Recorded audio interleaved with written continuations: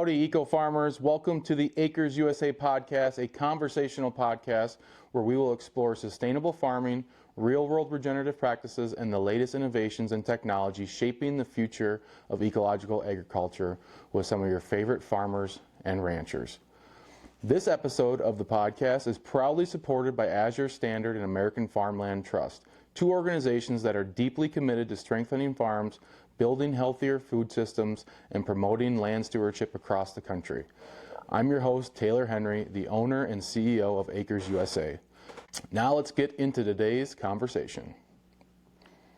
Okay, folks, thanks for coming this morning. My name's Chris Jones. I'll introduce myself. I'm a sort of a last-minute fill-in here, and my background is I am retired from the University of Iowa. My field of study is water quality in agricultural landscapes. My training is as a chemist. I've worked a variety of different places throughout my career, including the Des Moines Water Works and the Iowa Soybean Association. And so I'm not here today to tell you how to grow things or how to raise animals or any of that. You're the experts on that.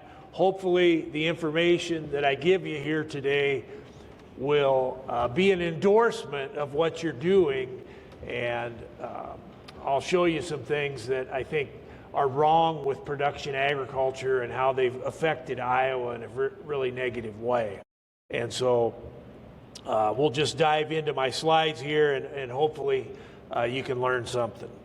I am the author of the book, The Swine Republic, and there's one copy up here.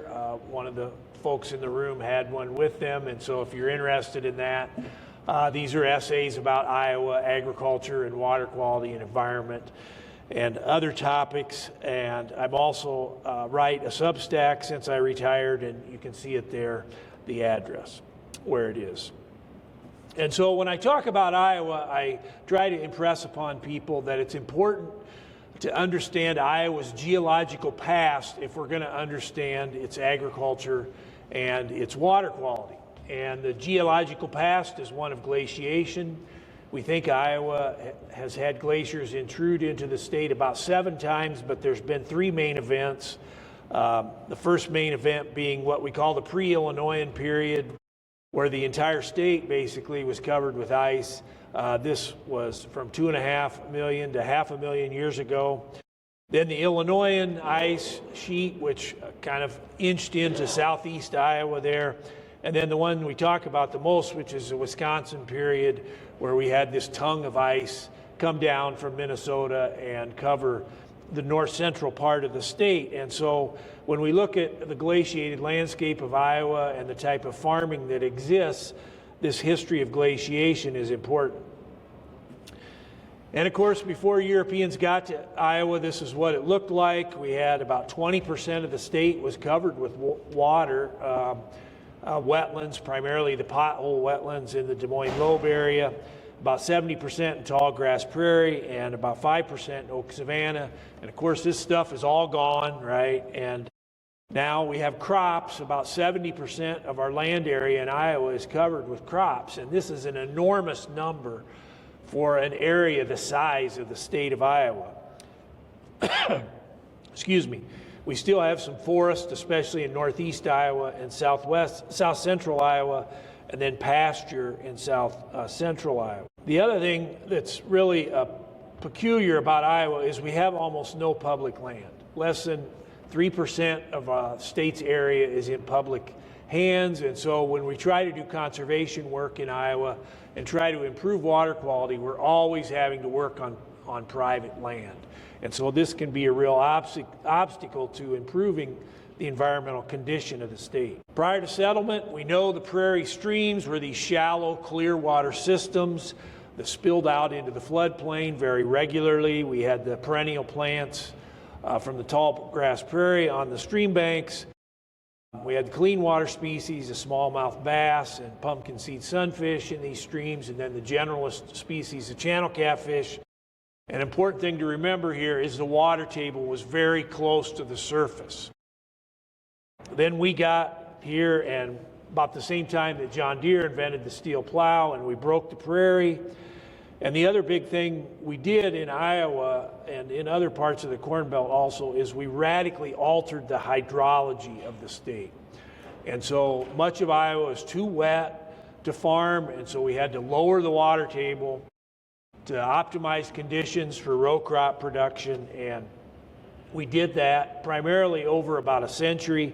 And you can see the guys in the upper left there putting in the old clay tiles west of Ames near Boone, Iowa. That's about 1910. We connected the fields to these trapezoidal ditches, which were created with the steam shovels you see there in the lower left. And some of these things are huge. And so that one in the lower right there is just north of Ames. And then the upper right there, that's how our farming looks. That's what our farming looks like in Iowa now. We've lowered the water table to optimize corn and soybean production. And so consequently, this is how a lot of our rivers start in Iowa. And so we can imagine in pre-settlement times, the start of a river would have been a wetland sort of gently overflowing into a stream channel. Now we have all these tiles that come into a common point. And so this is the start of the Iowa River, which flows through Iowa City, which is where I live. And so we can see the field tiles coming in there. And when we did this, we created head on the water from the very beginning of these streams. And so we know across Iowa, this initial drop at the headwaters of these streams from the tiles to the stream channel is about 3 feet. As I said, you can imagine a pre-settlement stream forming as a wetland gently overflowed into a stream channel. Now we put 3 foot of head on all our streams from the very beginning. So we energized our streams, and this has had consequences for water quality. The other big thing we did is we straightened our streams. A lot of them, thousands of miles of streams in Iowa have been straightened.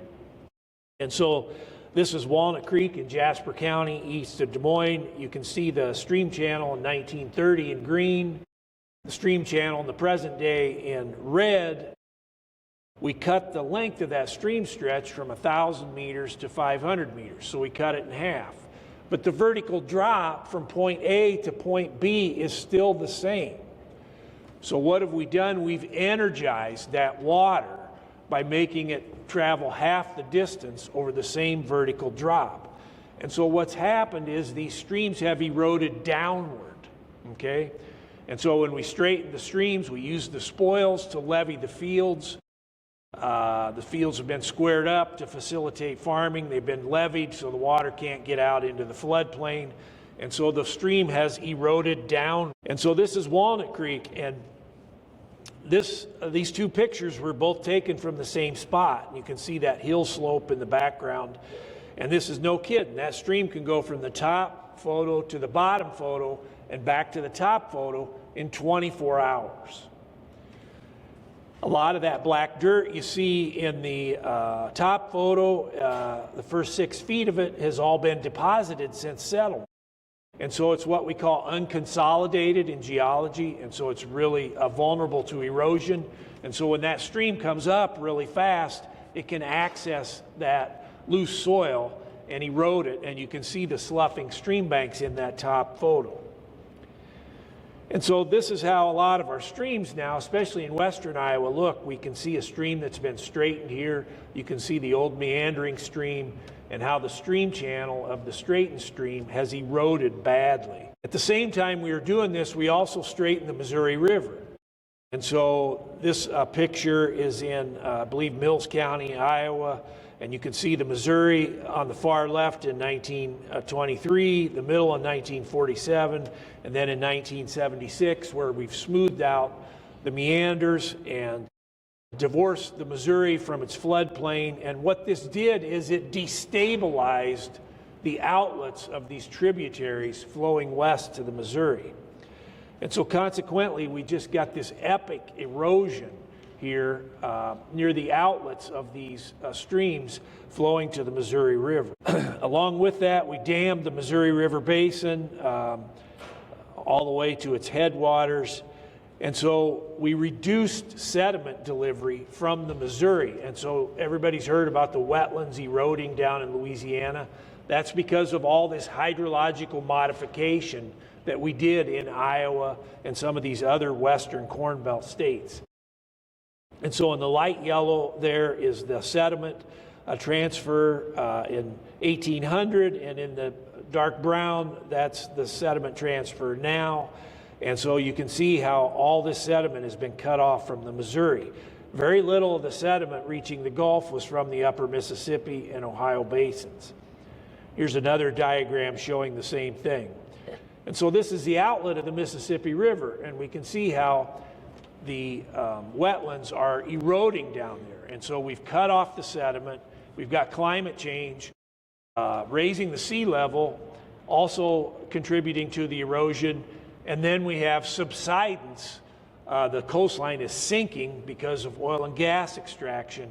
And as a consequence, we see these wetlands eroding in the Gulf. And so we've just created this ecological catastrophe down at the Gulf through this alteration of the hydrology in Iowa and some of these other Corn Belt states. And so now all our streams are down in these canyons, right? And so when you drive across the countryside in Iowa and you go across a bridge and you look down and you see that stream way down there, if you didn't know any better, you might think that was a natural condition of things. It's not. So that stream eroded downward. We've got the tile coming in now. We've got the annual crops of corn and soy on the stream bank instead of the perennial crops of prairie. We've silted in the sands and gravels in the stream substrate, and the water table is much, much deeper. And some of the driest areas in a field, in an Iowa field, are the areas closest to the stream, okay, because that stream is cut downward, and so the water table has dropped so low in that field. And so there on the right picture there, that's the South Skunk River, and we've straightened that. We've straightened thousands of miles of streams in Iowa. And so restoring these streams, you know, it's just not going to happen. They're not coming back. The hydrology is so altered, they're so disturbed that it really makes little sense to try to restore many of these streams. At the same time we were changing the hydrology, we were also changing the nature of our farms. And so this is a very famous diagram here. This is a picture of a farm in Winnebago County in north central Iowa in 1941. And we can see this big diversity of land use on this farm, right? So we have some corn, we have a few soybeans, we have hay, we have pasture, we have marshes, we have woodlots, and we have houses. And then we fast forward to 1976, and that farm now has been condensed down to two crops. There's a few oats left in 1976, and of course those will be gone in the present day. And so we've lost all the diversity on our farms in Iowa. And so we know in nature likes diversity. We know to get the environmental outcomes that we want, we need diversity on our farms. We don't have it. And so now this is what Iowa looks like. We have the clean fields of corn and soy. We have the hog industry. We have 25 million hogs in Iowa. You can drive across the state and never see a hog. Well, they're all in these buildings up on the horizon, so people don't notice them. And then we have the ethanol industry. And so to a casual observer, when you drive across the state and you see this, you think, wow, this looks clean, right? This looks really clean. And so for average people, they don't understand how there could be negative environmental consequences from this. And of course, the two main ones are soil erosion and nutrient pollution that plague our state. And the thing I try to impress upon audiences here is we have a problem of scale, okay? As long as we insist on farming like that, we're never going to get the environmental outcomes that we want because we have this problem of scale. We just have so much of it. And so we have 70% of our land in annual crops. We have 11,000 square miles of our state that are used to grow corn for ethanol.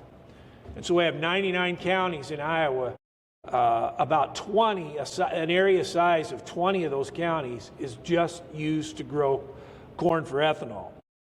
We have 25 million hogs. We have a sizable beef industry still. We're the top egg state, 80 million laying chickens. We have 5 million turkeys, 4 million broilers, and a sizable dairy with 250,000 dairy cattle. And so can we get the environmental outcomes that we want in Iowa when we're producing at this scale? And I would say no.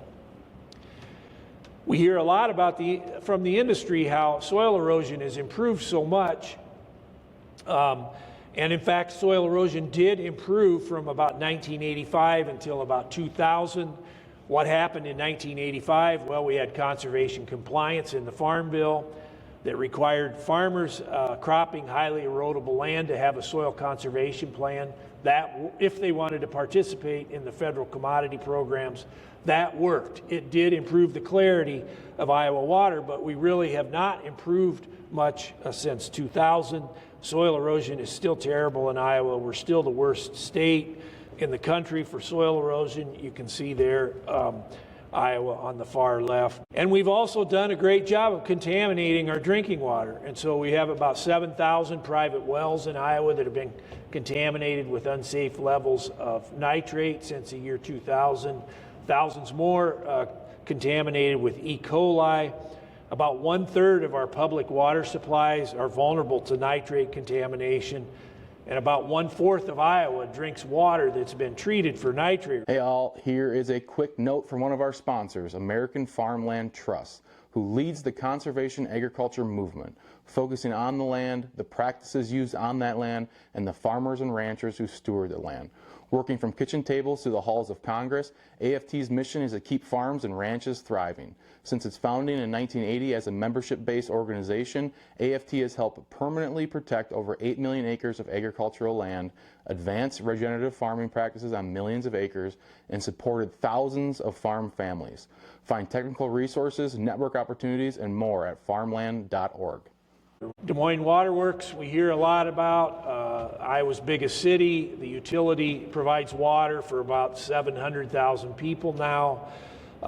Has the largest nitrate removal facility in the world, so they can deliver safe drinking water to their customers. And so a lot of people, when I talk to them, they tend to be surprised about some of this, but we've known about these consequences to the corn, soy, CAFO production system for a long time. Okay, we've known that there are public health consequences to what we're doing. And I'll just show you some papers here. This is 23 years ago now. An association between bladder cancer in postmenopausal women and high nitrate water. 20 years ago, we knew that kids going to schools near CAFOs in Iowa had double the risk of asthma. Here we have 14 years ago, nitrate in drinking water and thyroid cancer in Iowa. And so remember, the EPA limit for nitrate is 10 parts per million. Here we have an association at 5 parts per million in drinking water and thyroid cancer. Here 10 years ago, ovarian cancer in Iowa women and nitrate in drinking water over 3 parts per million, less than 1/3 the EPA standard. Here we have 11 years ago, birth defects. Women in Iowa drinking high nitrate water have increased risk of bearing a child with birth defects. Here we have 8 years ago, again, bladder cancer in women and nitrate in drinking water. Here is antibiotic-resistant staph infections. If you live within 1 mile of a CAFO in Iowa, you have double the risk of contracting an antibiotic-resistant staph infection. This is Wisconsin. Increased cancer cases in Wisconsin from drinking high nitrate water. And as I said, 5 parts per million, we see these associations of these cancers and and high nitrate water. How many people in Iowa are drinking water over 5 parts per million? Almost 1 million people. Okay, almost 1 million people are drinking this sort of water. This is a national study, exposure-based assessment for nitrate in drinking water. Nationwide, 2,300 to about 13,000 cancer cases to high nitrate water. About 14% of all the people in the United States drinking high nitrate water live in Iowa. So we have 1% of the country's population. We have 14% of the people drinking high nitrate water. And finally, about a year ago, this news story came out that Iowa has the second highest cancer rate of any state in the United States, and we're the only state with a cancer rate that's increasing. And where I worked at the University of Iowa, we have the College of Public Health there. We also have our own drinking water treatment plant that supplies water to campus and to the hospital and to the other university buildings. Well, the drinking water treatment plant uses water from the Iowa River, which is contaminated with nitrate, and so the university had to purchase reverse osmosis treatment for their drinking water treatment plant. At the same time, if you watch our football games on TV, we have this ritual at the end of the first quarter where the whole stadium turns and waves to the kids in the children's hospital. And do we ever think why some of those kids are in there, right? We don't. We have our football coach that supports the America Needs Farmers, a program sponsored by Farm Bureau. We have, he also does commercials for the Iowa corn growers. And so at the same time, the university has had to purchase nitrate removal for its drinking water treatment plant. We have the Iowa corn growers that sponsor the drinking fountains in Kinnick Stadium. You know, just shows you how the industry has intruded into our institutions. Okay, it's perverse. It's perverse the way Big Ag controls the institutions in Iowa. And so it's not just drinking water. This has consequences for surface water. We have the dead zone in the Gulf of Mexico. We have a similar situation in Lake Erie from high nutrient water entering these water bodies. And so what do we contribute to this? Well, as I said, the Missouri River Basin, about 1/3 of Iowa, or about 31% of Iowa, drains to the Missouri Basin. Missouri River watershed's huge, right? It goes all the way to the Continental Divide. We have 3.3% of the land in the Missouri River Basin. We contribute 55% of the nitrate to the Missouri River. The upper Mississippi, we have 21% of the land. We contribute 45% of the nitrate. And then down at the Gulf, we have 4.5% of the land. We contribute 29% of the nitrate and 15% of the phosphorus. And so what I try to impress upon people is we are polluting at the continental scale here. Okay, the corn, soy, CAFO system, it's generating pollution from Iowa at the continental scale. It's enormous. A lot of people want to blame corn, for all of this, but also we forget oftentimes the role of soybeans here. And so when soybeans came in, what happened? Well, soybeans displaced oats, and it displaced pasture, and it displaced other small grain crops that we had in Iowa. Soybeans did not displace corn. Well, farmers in Iowa didn't really use much commercial fertilizer until we brought in the soybeans, right? We got rid of alfalfa, we got rid of the clovers, the green manures. A lot of farmers got rid of their cattle. And so that required the use of commercial fertilizer to fertilize the corn. And so we can see how the average rate of commercial fertilizer to an Iowa corn acre increased in lockstep with the number of acres in Iowa that were farmed to soybeans. And so this is an enormous problem for the state. And so Iowa, the showcased water quality policy is what we call the Iowa Nutrient Reduction Strategy. Other states have them around the Midwest. And so we did a science assessment in 2012 to determine what practices could best keep nitrogen and phosphorus out of our waterways. Then the state provides cost share for those practices. And so what does that cost us? Well, to go buy a pound of commercial nitrogen today costs about 50 cents. Well, using the practices that have been approved for cost share through the nutrient strategy, costs between about $2 and $10 to keep that nitrogen out of the stream. So let's say an average is $6. So 50 cents to buy it, $6 to keep it out of the stream. How is that going to pencil out?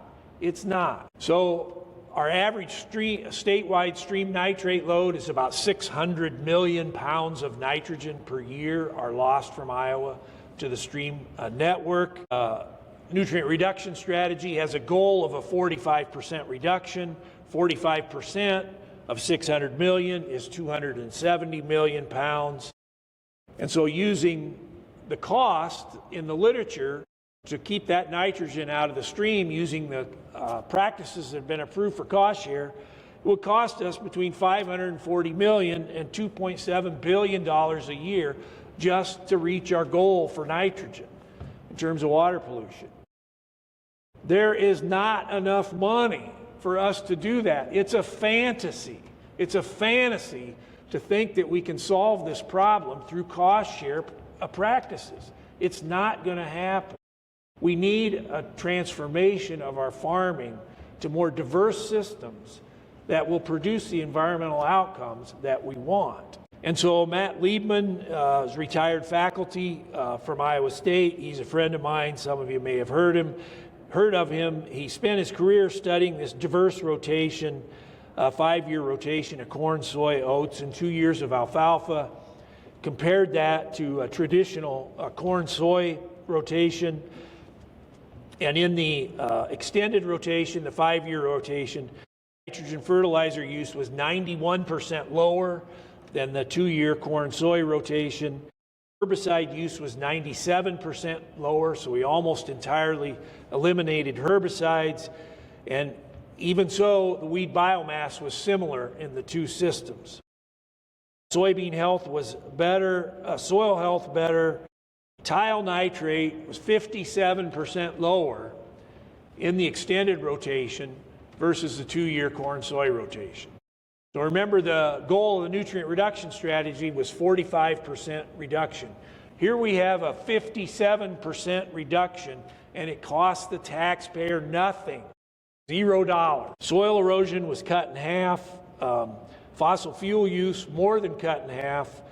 Net returns to the farmer, however, were similar. And so revenue was lower, but input costs were also lower. And so why don't we do this, right? Why don't we do this in Iowa and these other Corn Belt states, in the I states? And I think, you of all people should know this is more work, right? It's more work to do these extended rotations. It's more work to manage a diverse farm. And so when you're just doing 2 crops, GMO, corn, and soybean, well, that's pretty easy, right? Pretty easy. You don't need a lot of hours in the course of a year to do that. Whereas to do this extended rotation takes hard work. And so we know in these organic systems with extended rotations that nitrate loss is less. And so this is research from Iowa State. We can see the blue line there is nitrate, tile nitrate in the corn-soy system. And we can see the red line there is organic corn, soy, oats, alfalfa, and alfalfa, 5-year rotation. We can see tile nitrate is less than half of what it is in the corn-soy system. Here is a similar graph, and so we show, as I said, organic rotations, extended rotations, reduced nitrate loss, 57% from the conventional corn-soy rotation. And do yields suffer? Well, really they don't for corn. And so we look at these extended rotations versus 2-year rotation of corn soy. There's really no difference in the corn yield. We can see there 180 bushel on the far left and then 178 bushels on the far right. And of course the input costs for corn are going to be far lower, right, for that yield of 178 on the far right. The other thing I talk about a lot these days is ethanol. And I try to impress upon people, if we're going to improve the environmental condition in Iowa, ethanol has to die. It just has to die.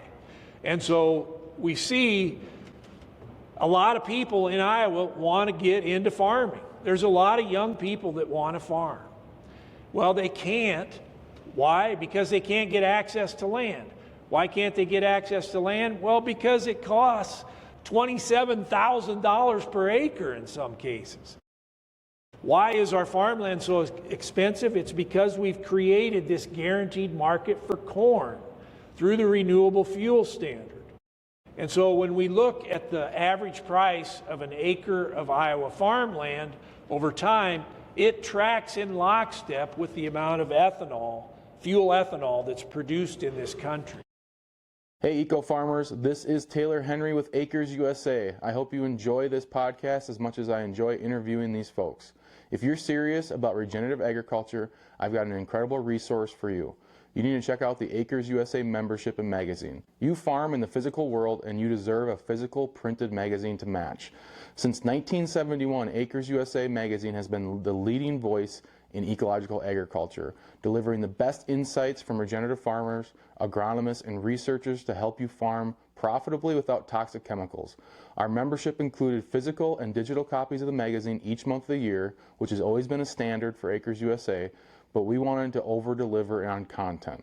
When I acquired this business, I was happy to find that we had years of audio files from presentations at our annual EcoAg conference. And guess what? They were all hiding. Well, not anymore. We developed this membership portal that gives you access to the recordings from farmers like Gabe Brown, Gary Zimmer, Joel Salatin, and Mark Shepard. We also include recordings of private events. And finally, if you're like me and you like listening to content, we are now producing a membership-only podcast of each issue of the magazine so you can consume each article while you're out in the field. And to make things even sweeter, you'll get discounts on books, workshops, and events to keep expanding your knowledge. So are you ready to take your farming to the next level?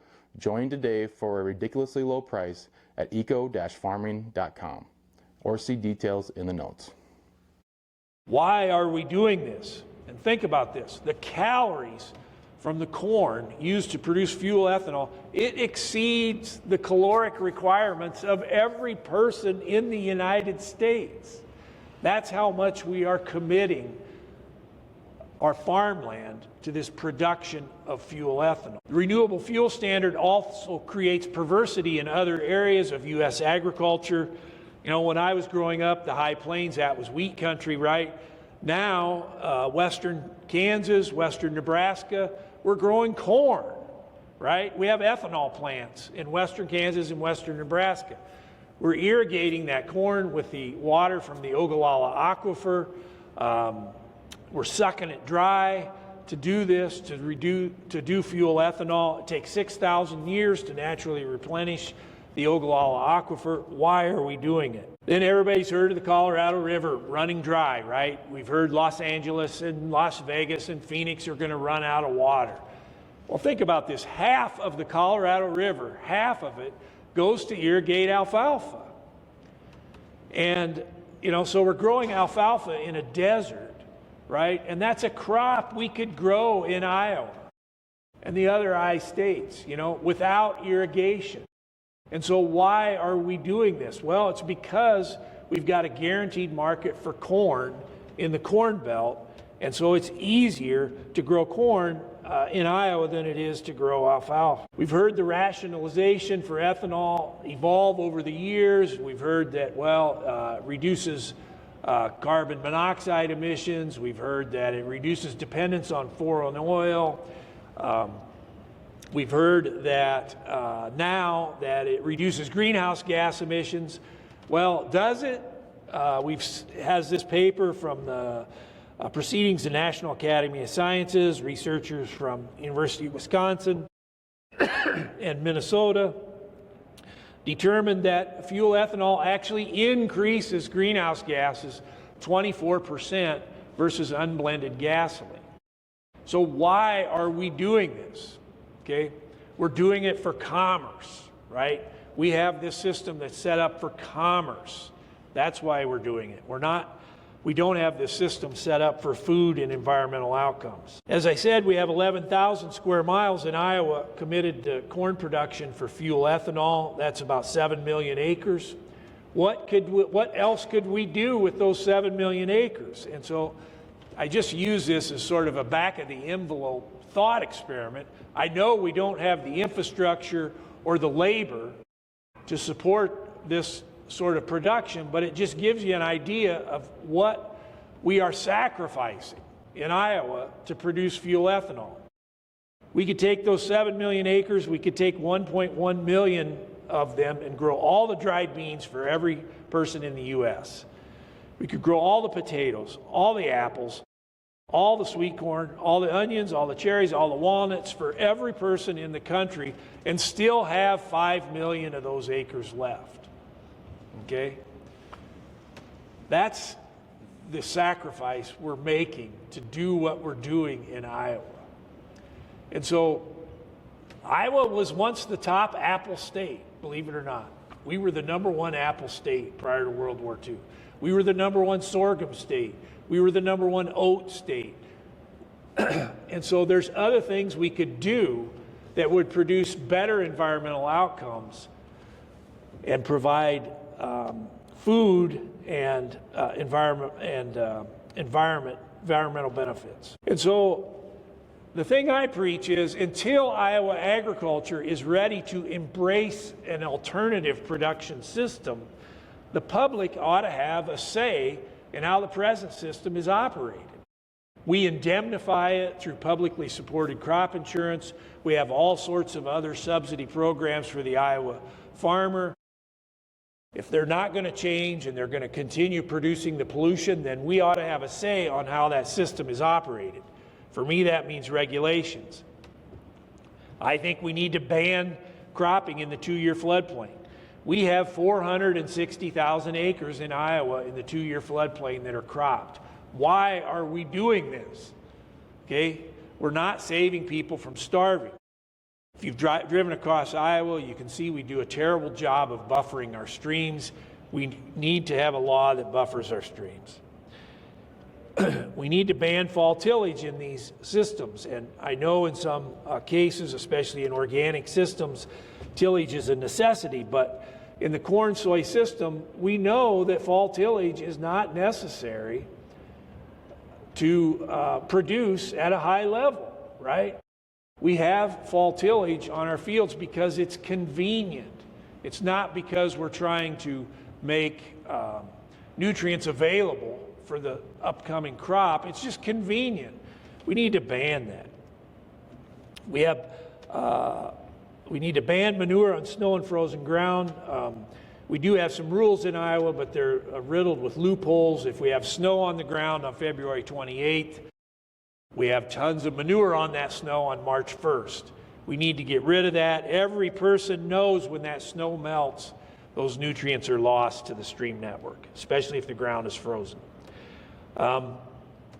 We need to make farmers in Iowa adhere to the Iowa State fertilization guidelines.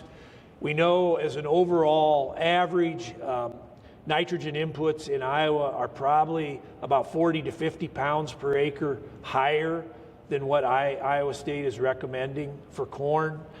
We need to get farmers aligned with what's the economically optimal nitrogen rate for crops. And then we need to reformulate our CAFO regulations. And so in the early 2000s, the legislature removed any authority from the counties for zoning for CAFO construction. Okay, so the counties really have no power to deny these construction permits for new CAFOs. A similar thing is happening in Wisconsin right now. Okay, we have 8,000 CAFOs in Iowa, 4,000 under a definition that's used by the Clean Water Act. I think in Wisconsin there's about 400. And so the big ag lobby here in Wisconsin wants to also remove this local authority for zoning of confined animal feeding operations. Evers vetoed a bill, I believe, in last year's legislature that would have done that. This is what they want. This is what the livestock industry wants. Iowa's getting filled up, and so especially the hog industry, they want to move to South Dakota, they want to move to Missouri, they want to move to Wisconsin. They're already in Minnesota. We need to reformulate our CAFO regulations in Iowa that give the counties power to zone for livestock. The other thing we need more public land. I think it's a disgrace in Iowa. We have so little public land. This is what we have compared to our bordering states. I feel like the citizens of Iowa have really been denied the right to enjoy nature. Okay? I think as human beings, we have a real instinct that drives us to enjoy nature, most of us anyway. The fact that we're surrounded by farmable land should not mean that we don't have a right to enjoy nature. This is a chapter in my book. At the time I wrote this, I kind of intended this to be sort of a manifesto of sorts. And I just was sick of hearing people say in agriculture, we all want clean water. You know, we hear that so often. Well, if we all wanted clean water, we would have it, right? And so, you know, this is what our streams look like in Iowa. And you can't tell me we all want clean water when this is what our streams look like. This is the Soldier River. That's my boat there. That's the Iowa River. There we see corn, you know, falling off into the stream channel in the Des Moines River. Nishnabotna River in southwest Iowa, same thing. Raccoon River in central Iowa, soybeans falling in. The Little Sioux in western Iowa, brown and foamy and straightened. The raccoon again. We don't limit this in Iowa, as cattle have access to the stream. Not good. There's another one. Our lakes are practically unusable in the summer. Here, this is near my house in Johnson County, Lake McBride. We have these algae blooms, blue-green algae blooms, cyanobacteria that make the lakes unusable in the summer. This is a real deal. This is Spirit Lake in northwest Iowa, and you get these really high nutrient conditions, and nature does some bizarre things, right? And this is some sort of bloom of algae or whatever, turning the surface purple. Lake Minnewaska, North Twin Lake, Lake Keoma, Lake Darling in southeast Iowa.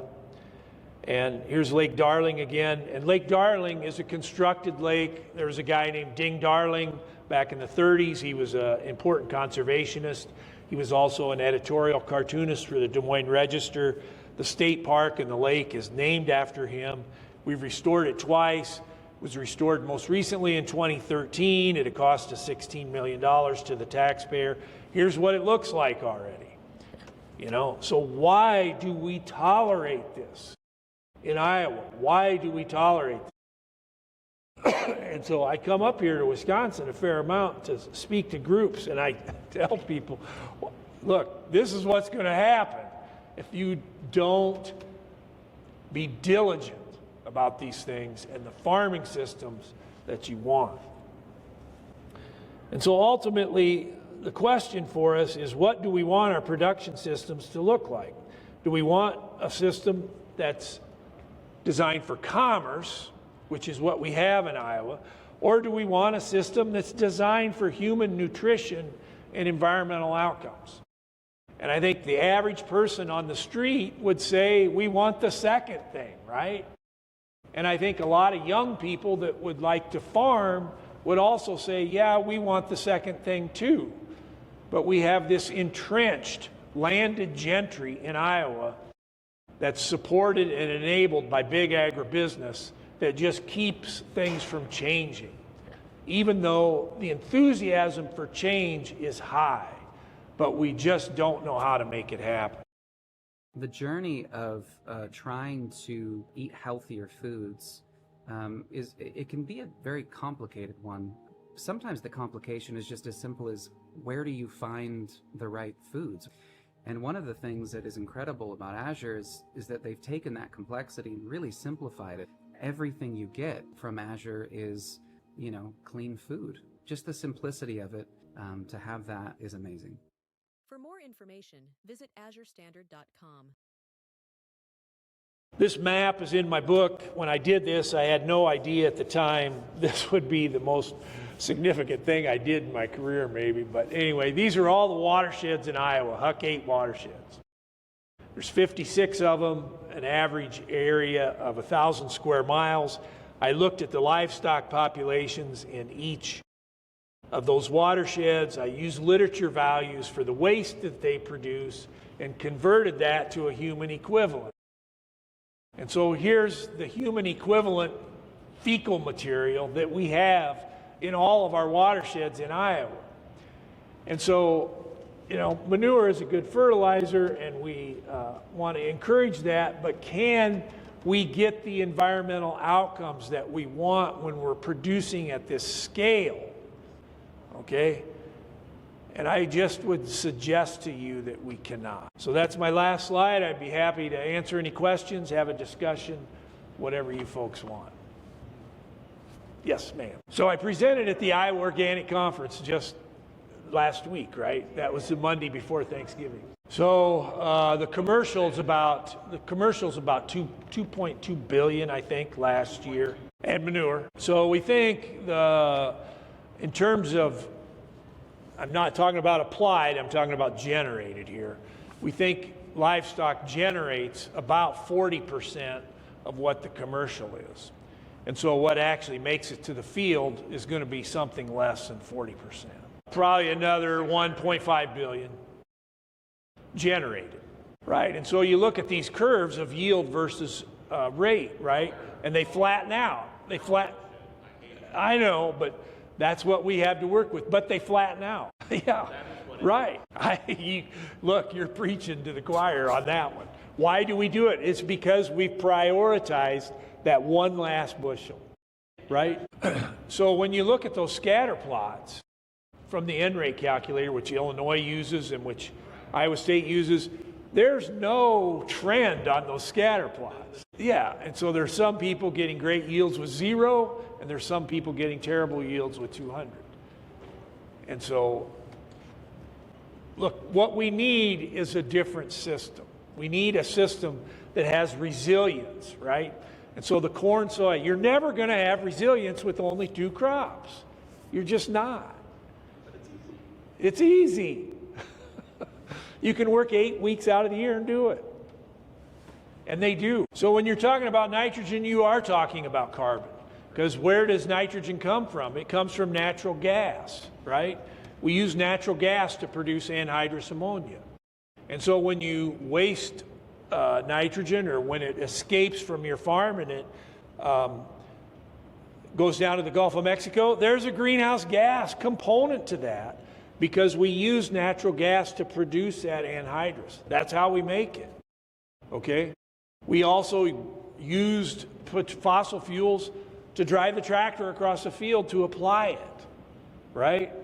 We use fossil fuels to take the nurse tanks out to the field.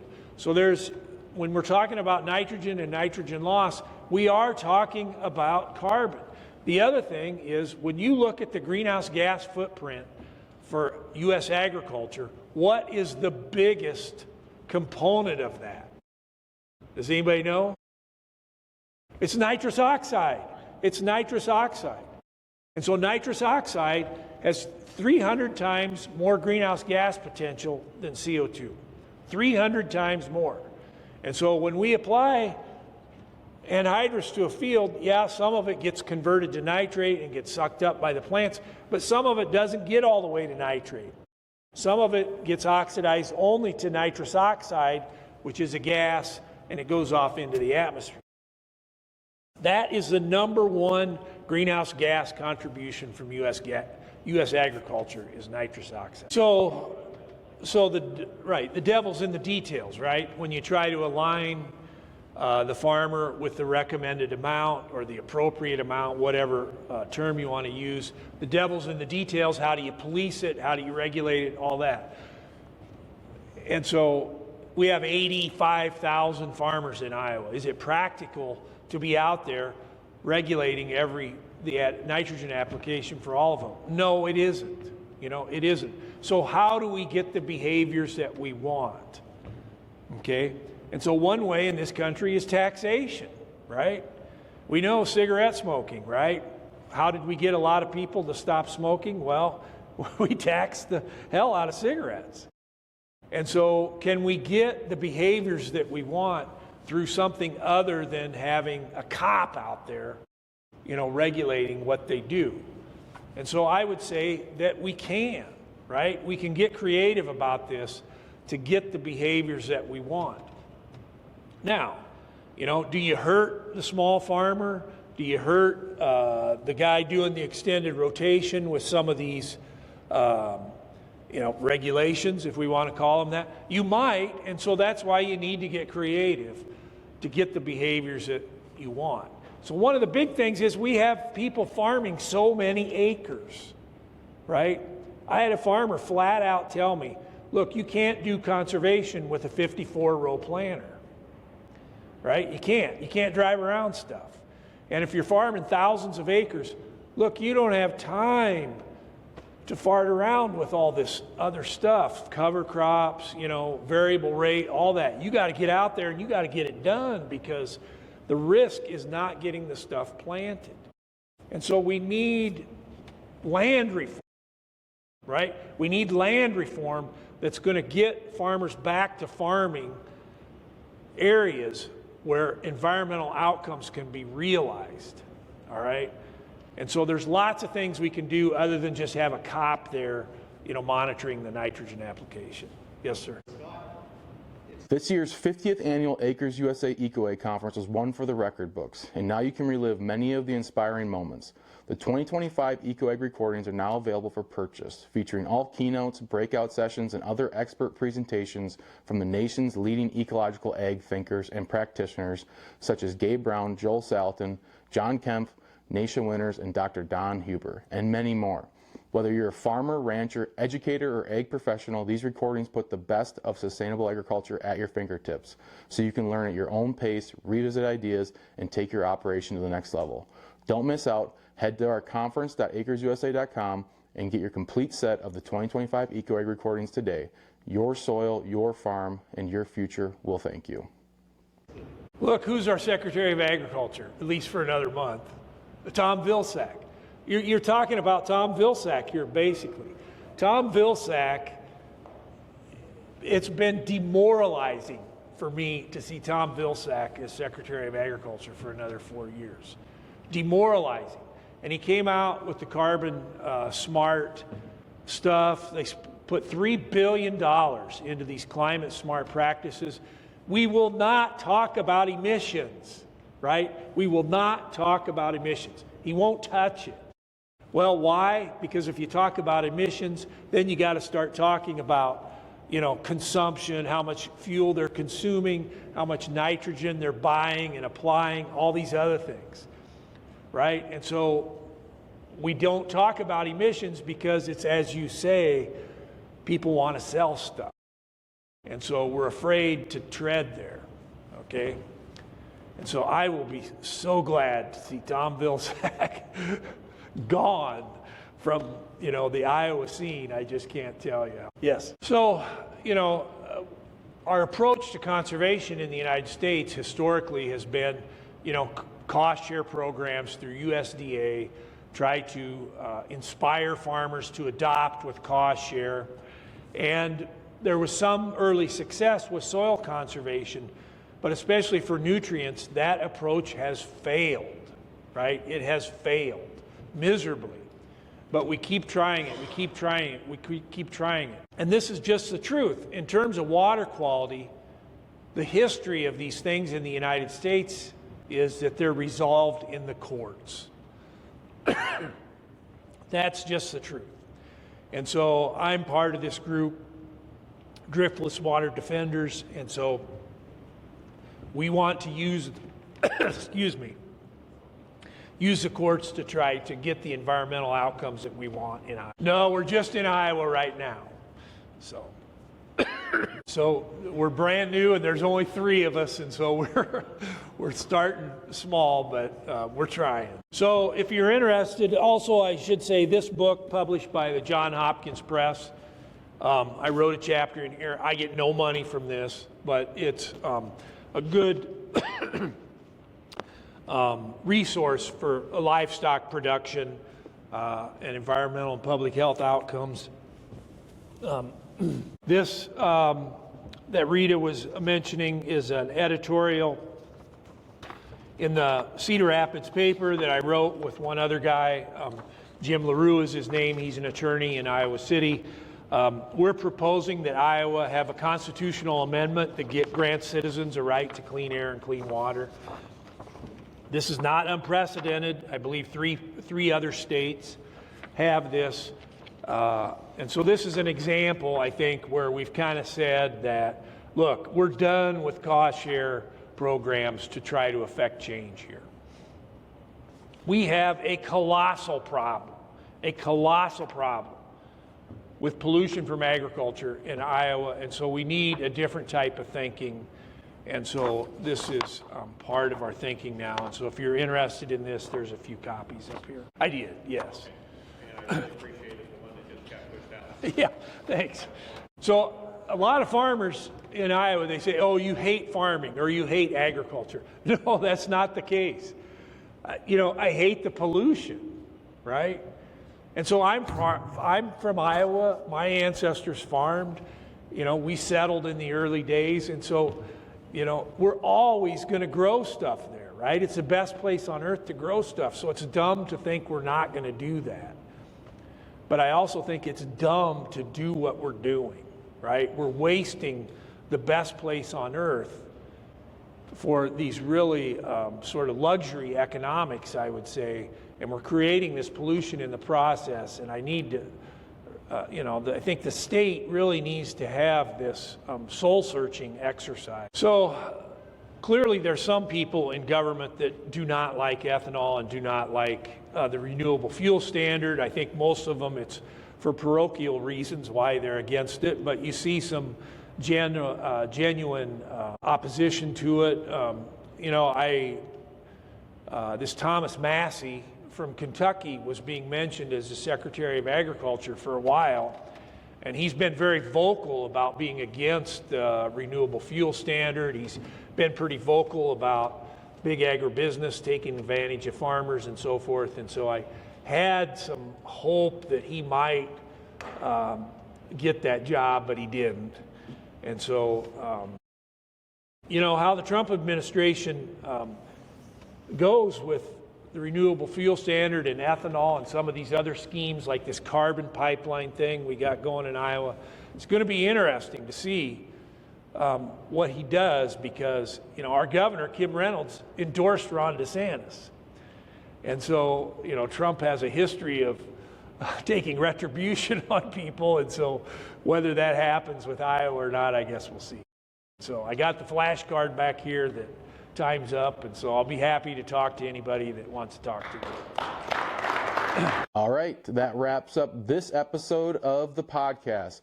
Thanks for tuning in and being part of a growing community committed to soil health, land stewardship, and ecological agriculture. Find us on Spotify, Apple, Google Play, and all other trusted podcast platforms. Give us a follow, give us a like. Acres USA is North America's oldest publisher on production scale organic and regenerative farming. For more than 50 years, our mission has been to help farmers, ranchers, and market gardeners grow food profitably, regeneratively, and with nature in mind. A big thank you to our podcast sponsors, Azure Standard and American Farmland Trust, for supporting these conversations and helping us to spread the information and message of ecological farming. If you enjoyed this episode, be sure to subscribe, leave a review, and share it with someone who cares about the future of farming. We'll see you next time on the Acres USA podcast.